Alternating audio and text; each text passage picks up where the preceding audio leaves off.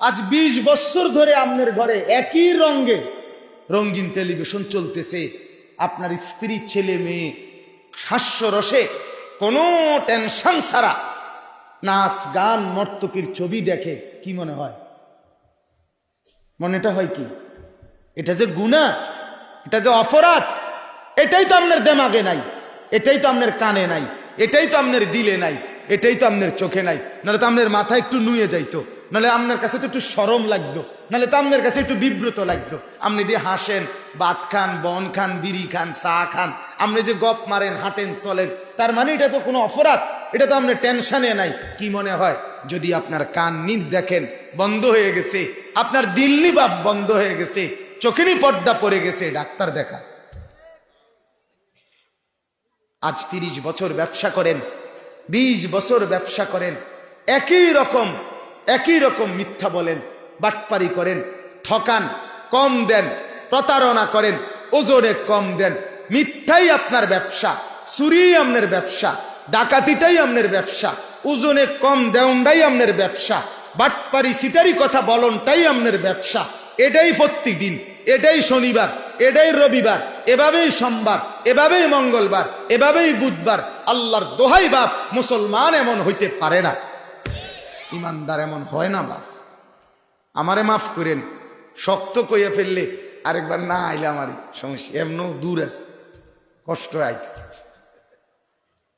আপনি যদি রাগ করে শুধু কষ্ট করে এটা কইয়া লাগছে, এই হুজুর হিচা দিয়ে ফেলো আর যাতে না আই, খালাস। হ্যাঁ বলেন না, আপনি কি মনে হয় আপনার? মুসলমান এমন হতে পারে না। আমার বাপ ইমানদার গুনার উপরে জমতে পারে না, মুসলমান গুনার উপরে জমে থাকেন। আজকে 10 বছর 20 বছর ধরে একটানা স্বাভাবিকভাবে আপনি দাড়ি কাটেন, এটা যে অপরাধ আপনার বিবেকে এটা একটু নড়ে চড়েও না, আপনার কলজের মধ্যে এটা একটু লড়ে চড়েও না, আপনার চোখে এটা একটা শরমও অনুভব হয় না। আপনি এই শেভ করা চেহারাই আপনি আয়নাতে দেখতেছেন, এটার উপরে আপনি পাউডার লাগাইতেছেন, এটার মধ্যে আপনি তেল লাগাইতে আছেন, এটার মধ্যে আপনি ফেস ওয়াশ দিতেছেন, এটারে আপনি বেড়ার মতো মনে করতেছেন। ঘটনাটা কি? আপনি মুসলমান না? আপনার কলজা লড়ে না কা? আপনার চোখে শরম আসে না কা? আপনার কানের মধ্যে অনুভূতি জাগে না, ভিতরে ঢোকে না কা? ঘটনাটা কি? খবর নেন তো, খবর নেন। একজন ইমানদার গুনার উপরে এভাবে স্বাভাবিকভাবে এক টানা পড়ে থাকতে পারে না। আমি বুঝাইতে পারলাম নি কথাটা? গুনাহ হতে পারে, এখানে সব ওলামায়ে কেরাম, সব আমার মুরব্বী, আমার শ্রদ্ধেয়, আমি সবার বয়সে অল্প।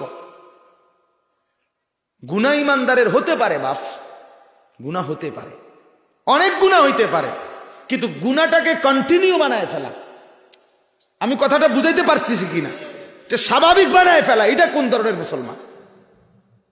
গুনাহ হইতে পারে, অপরাধ হইতে পারে, পাপ হইতে পারে, একটা গুনাহ পাহাড় পরিমাণ হইতে পারে, একটা গুনাহ সাগরের ফেনা পরিমাণ হইতে পারে, একটা গুনাহ অনেক কিছু হইতে পারে, কিন্তু গুনাহকে স্বাভাবিক কেমনে বানায়? এটাই রাত, এটাই দিন। শত শত যুবক বছরের পর বছর, মাসের পর মাস একই রঙ্গে ফজরের নামাজ পড়ে না, প্রতিদিন একরকম 5 ওয়াক্ত নামাজ পড়ে না। এটা কি ধরনের জিন্দেগি? কথা বলেন না, এটা মুসলমান কেমনে? আরে বলেন না বাপ, এটা মুসলমান কেমনে? এই বেটা তুই মুসলমান কেমনে বেটা? না ফরমান, দাঁড়া বেটা, তুই বেটা বেনামাজি দাঁড়া, তুই এখানে বল সমস্ত আলেমদের সামনে তুই মুসলমানের বাচ্চা কেমনে? বল বেটা। বেহায়া কোথাকার, সেজদা দিতে মন চায় না, মালিকের আসমানের নিচে থাকো কেন বেহায়া? এই বেটা, সেজদা দিতে মন চায় না, গোলামি করতে মন চায় না, এক ওয়াক্ত নামাজ পড়তে মন চায় না, তুই অসভ্য এই জমিনে হাঁটস কেন? তুই যা এখান থেকে।